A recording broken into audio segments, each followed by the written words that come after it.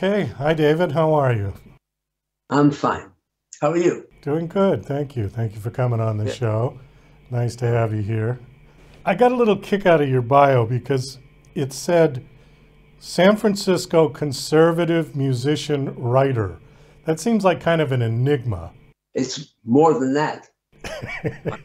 I'm really a very successful entrepreneur uh, and real estate not quite developer, but real estate investor. And my writing is scholarly writing, but from an entrepreneurial mind. It doesn't read like an academic's, and it's part of the attraction. And I write on political economy. You're also a jazz musician? Yeah, I have some of the best musicians in town, to be honest. I'm playing tonight, in fact. What do you And play? What instrument? I'm playing the bass. Oh, okay. I have a sextet, tenor, trumpet, bari sax, trombone, sometimes a guitar, a great guitar, and drums. And we play, we're not a lounge act, we're almost a concert. We play contemporary jazz composers. We play Eric Dolphy, we play Ornette Coleman, we play real serious stuff. I like Coltrane, we play Charles Mingus, and we've headlined 2 years at the San Francisco's Fillmore Jazz Festival. I'm a very serious jazz musician. Are you a Ray Brown fan? But Ray Brown is a perfect bass player. His tone is excellent. His musicianship, everything he does is perfect. And that's, to me, it's more in the lounge world. I'm playing stuff that audience goes, what? Maybe you don't know Ornette Coleman or Eric Dolphy in his modern music. It's bordering on modern classical. We always improvise it, and we always throw in something that's more blues oriented. We don't just overwhelm the audience. And I have a rapper who works with me once in a while, who writes his own tunes, and we do tunes that are that rap tunes that really work well with jazz, that have a real jazz basis to it. Hip hop comes out of jazz, and so we take a loop that was from hip hop, and we play along with the rapper, and then the band takes it out from the original tune where that loop came from. And that's actually something we've created. And we take the piece out as a total jazz, and this hip hopper, he sits down, you're done. So that's one thing I do. I'm really involved in the jazz scene here. The book you've written is called Rome 476, is that correct? That's correct. That's the third book, yeah. It's the third book. Okay, so this is a series. Are they connected in somehow? Yeah, David Parker Essays, Volume 3. I write essays. And I've written just lots of stuff. I think a good essay, How I've Gradually Come to Understand Andrew Carnegie, was one of my essays. And everybody's got him wrong, and I figured him out. And my first one is Income and Wealth. And I show almost on an Excel sheet how a minimum wage worker can become financially independent in 10 years at the wage. If you're earning more, how to become financially independent at a higher level. So this is I have 4 more books ready to go practically. I can't stop writing. So Rome 476 and the Wealth book, and there's another one called A San Francisco Conservative. So they're not necessarily connected, but you're putting together as a series? They're connected in the sense that I believe that the founding fathers got it right. So that goes through all my books. Oh, I see. Okay, so there's a theme that runs through all of them. Right, and that the founding fathers wrote our Constitution, which is 1 page. They took the best thought 5th century Athens, the best thought 1st century Rome, best thought 18th century Age of Enlightenment, and wrote a 1-page document that says Congress will be elected, and only Congress will write laws. Nobody else, not administrative agencies, not the president. And such a perfect document. I don't know why we have to progress from that document. And that's the nature of all our problems, is we're not taking the Constitution literally. We're taking the Constitution expansively. And that's a mistake. It leads for inefficient government, bad government. That's one of the themes that go through all my works. Okay, well, wasn't the Supreme Court supposed to be in charge of interpretation of the Constitution? Isn't that their function? Right. They're not supposed to write the law. And that's one reason they canceled Roe versus Wade. The Supreme Court says we're not supposed to write law. We don't know when it's okay for an abortion. 6 months, 6 weeks, 8 weeks, 12 weeks. We're not scientists. We're not writing law. Every state can make their own law, say when you can or cannot have an abortion. But the Supreme Court is not going to write a law like that, and they canceled it. You're right. That's not their job to write law. Your elected representatives write law. So Rome 476, what's the significance of 476? Is that the year? I'm surprised how many people don't know that year. That's the year Rome fell. The Huns, for example, came in, Attila the Hun, and they didn't come in with swords. They came in with sledgehammers, and they smithereened Rome. The Forum, the Senate, their statues, the Supreme Court, they ruined the city into dust. The Colosseum is on the cover of my book. One wall is remaining of that huge Colosseum. They just ran out of energy. They couldn't smash anymore. And the Roman army, the biggest military in Europe at the time, sat there and didn't lift a finger. It's like Washington, D.C. was going to be sledgehammered by some foreigners, and our military just sat there. The Pentagon just sat there. Why don't you sledgehammer the Pentagon too?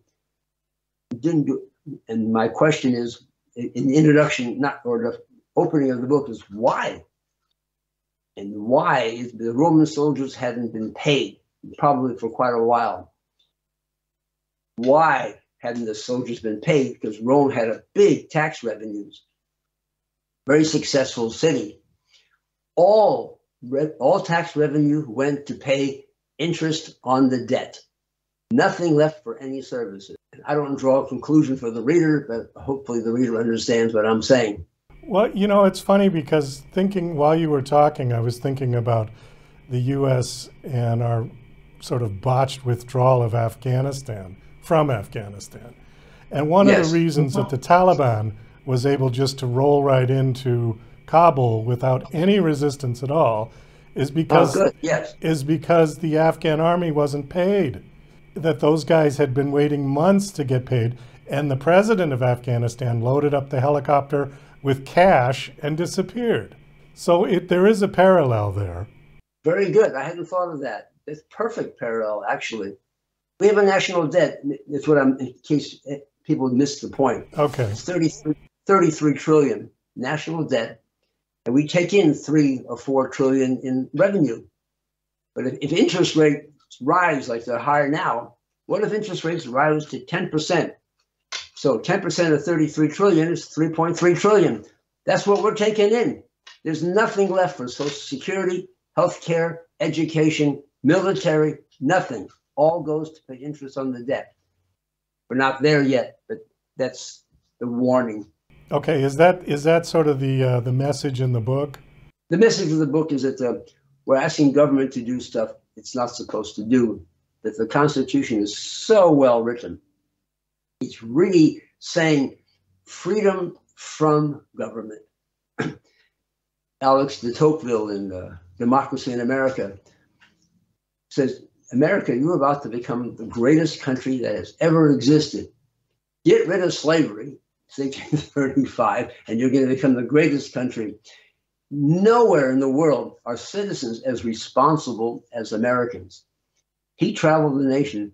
He was in backwoods of Kentucky in log cabins. People are sitting there reading the newspaper, discussing international affairs.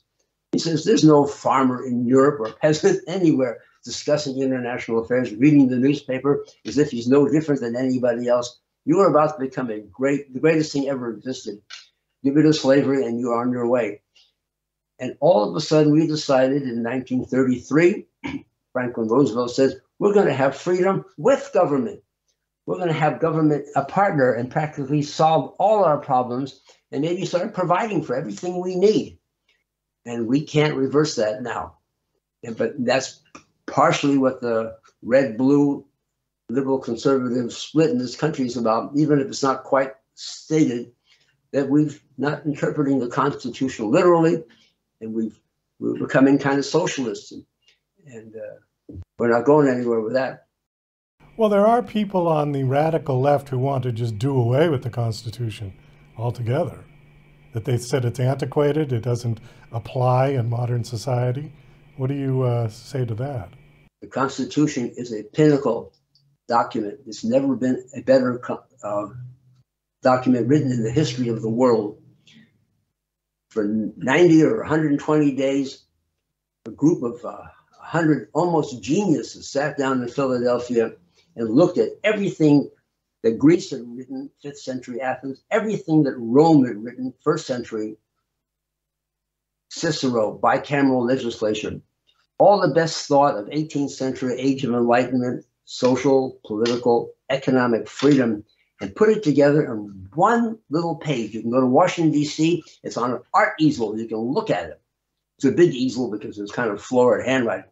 Then you can't progress from that. Any step from a pinnacle is a step down. There's no step forward, it's down.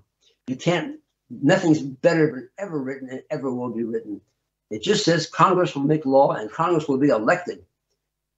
Nobody else is going to make law in this country, because if you make a bad law, you're not going to be reelected again.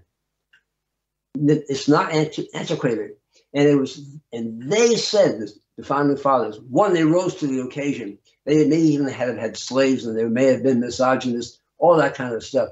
They rose to the occasion and they said, we're going to make it something so general that we have no idea what's going to come in the future. The Constitution can handle it, and it can. They couldn't imagine gay rights or gay marriage, or they can't imagine anything that we talk about today, and they knew it. They rose to the occasion and wrote a great document. So the progressives or left radicals are way off and wrong. Was it John Adams who said that democracy will only survive in a moral society? They may have all said that in a way, and they also said that this is going to be, you're going to lose this. This is too fragile, because you're going to have, if you don't have, Thomas Jefferson says, we're going to have public schools. I mean, we're going to pay for education, because if we don't have an educated citizenry, we're going to lose this democracy. And demagogues that have come along, and we're going to lose it. Just like Greece had this great period, 5th century Athens, 4th century Athens, demagogues came in and pretty much busted the whole thing. It lasted for 100 years. And 1st century Rome was 100 years also, and it all fell apart. And our great 18th century Constitution and our form of government, that could easily just collapse without a moral and educated citizenry. Do you think we're on the verge of collapse now? No. No? But no.